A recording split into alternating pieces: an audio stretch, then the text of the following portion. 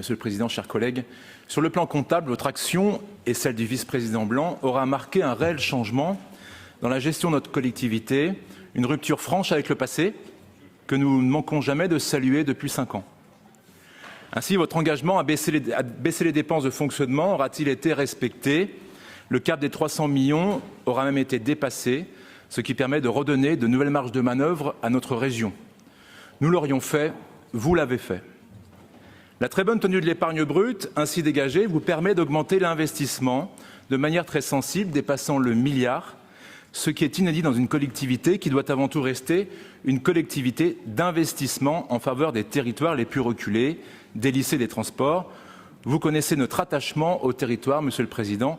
Tout cela, nous l'aurions fait, vous l'avez fait. Même si son encours reste très important, à hauteur de 2,7 milliards, la dette de la région aura baissé de 87 millions en l'espace de 4 ans.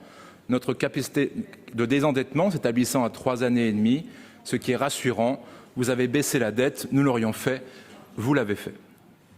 Un mot quand même sur la gestion de la crise Covid, que vous avez menée en élu responsable et dynamique, mettant l'appareil régional au service de ses habitants et suppléant l'inconséquence de cet État incapable de protéger notre population et d'organiser la lutte concrètement sur le terrain. Vous l'avez fait, nous l'aurions fait. Cependant, si nous saluons volontiers la nouvelle trajectoire responsable des comptes publics de notre région, il vous manque, à nos yeux, de savoir pratiquer des choix politiques plus clairs. Mon collègue, le président Perrot, avait entamé ce même propos l'année dernière en vous rappelant le paradoxe de l'âne de Buridan. Vous savez, cette légende selon laquelle un âne serait mort de faim entre 2 picotins d'avoine, faute d'avoir su choisir lequel manger. Il vous reprochait à juste titre d'avoir conservé par exemple des lignes de subvention à des organismes ou associations qui, à nos yeux, avaient failli dans leur mission. Cette année, nous retrouvons les mêmes. Rien n'a changé ou presque. La Villa Gilet, 300 000 €, la LICRA, 95 000 €, France Nature Environnement avec toutes ses fédérations pour plus de 150 000 €. Les récents résultats électoraux de certaines grandes villes de notre région posent question et montrent qu'une frange très idéologique de l'arc politique sait s'allier pour conquérir ou conserver le pouvoir. Annecy, Grenoble, Lyon, métropole de Lyon, on pourrait même y ajouter la ville de Saint-Étienne, chère à mon amie Sophie Robert. À la vérité, Monsieur le Président, la région n'a plus le choix et doit aujourd'hui s'ériger en contre-pouvoir.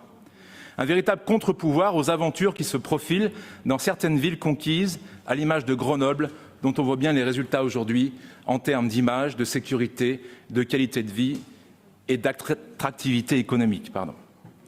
Oui, la région doit devenir un véritable îlot de fraîcheur et un modèle de contre-pouvoir à ce monde libertaire et décroissant par le maintien d'une politique de maîtrise rigoureuse des dépenses de fonctionnement et d'investissement massif au plus près des territoires, villes et villages, sans jamais oublier les grandes villes, notamment en matière de sécurité et d'infrastructures.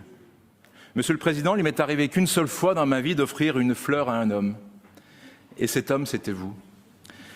Cette rose bleue dénuée d'épines que je vous avais tendue avec émotion il y a quelques années était destinée à saluer le retour à l'orthodoxie budgétaire et vous encourageait à considérer notre groupe comme une force de proposition. À cette occasion, j'avais même obtenu de mon groupe un geste démocratique fort, un vote d'abstention sur le vote du compte administratif, alors même que nous avions voté contre le budget primitif. Mais ça, Monsieur le Président, c'était avant. Et face à l'indifférence que vous inspire manifestement notre groupe, face au refus systématique de considérer tous nos amendements et toutes nos propositions de bon sens, nous ne pouvons que voter contre votre compte administratif. Je vous remercie. Merci beaucoup, Monsieur Boudot.